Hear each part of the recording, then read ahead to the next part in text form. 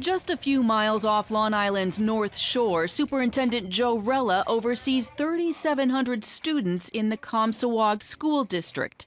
He initially welcomed the educational effort known as Common Core, but quickly lost his faith.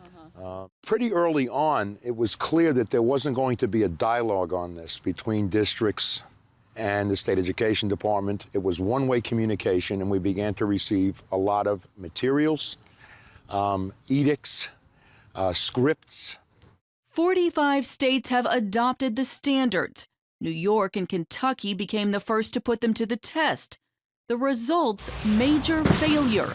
In New York, less than a third of the students passed. English and math scores dropped 50% from traditional test scores the year before. For Rella, the scores became a literal rallying point as he called on the Comstock community to fight back. In August, 1,500 parents, teachers, kids gathered from this small community here on this football field to protest just what had happened in their community since Common Core took effect. Stop it, fix it, or scrap it. All right. We're asking for, at least in my district, and it's growing around New York, among parents especially, is stop it right now. Examine it. Parents in at least 20 states agree with the Comstock parents. They're pushing legislation to temporarily block the standards. In Illinois, Congressman Randy Hultgren wants a review.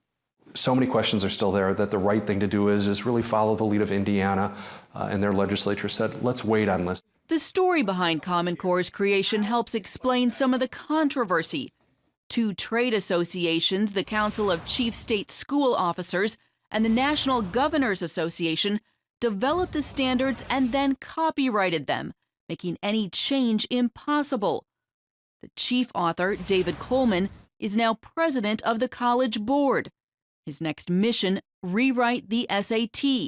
It's a move that could further cement the Core's influence. Billionaire philanthropist and Microsoft founder Bill Gates is the money behind the program. His foundation has spent more than $160 million to create and promote the standards. Critics dismiss them as elitist. The people were cut out of the process. They weren't given notice as to what was happening. Emmett McGroarty calls the Core's creation simply undemocratic, with little public input and no accountability. He also believes giving the federal government such a role in education is unconstitutional. McGroarty is joined by a grassroots, largely mom-led movement across the country.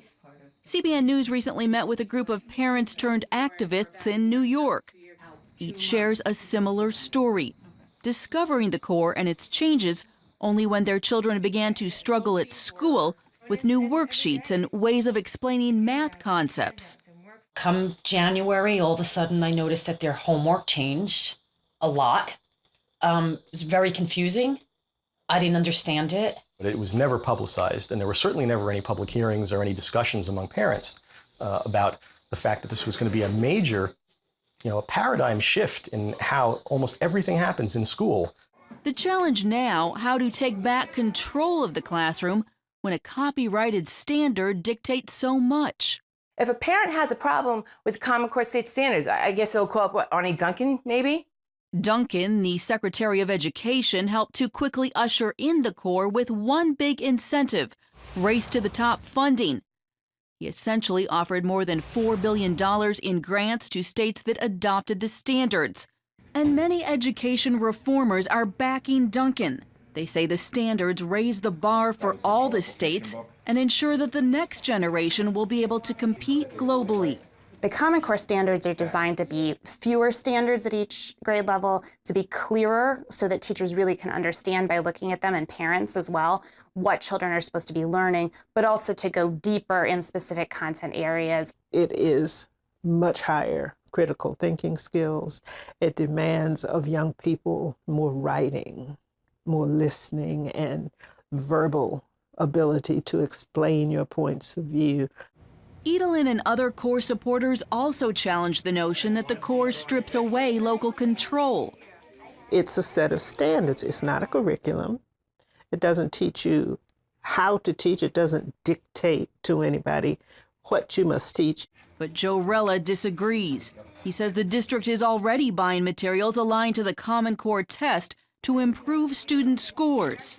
We can do what we want with it, but our students are still going to be subject to tests based on it.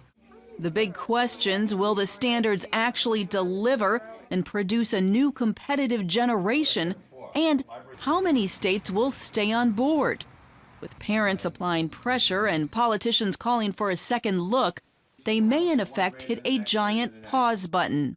My hope is that they will be successful and that we'll go back to doing what we were doing successfully before, educating our kids locally. Reporting in New York, Heather Sells, CBN News.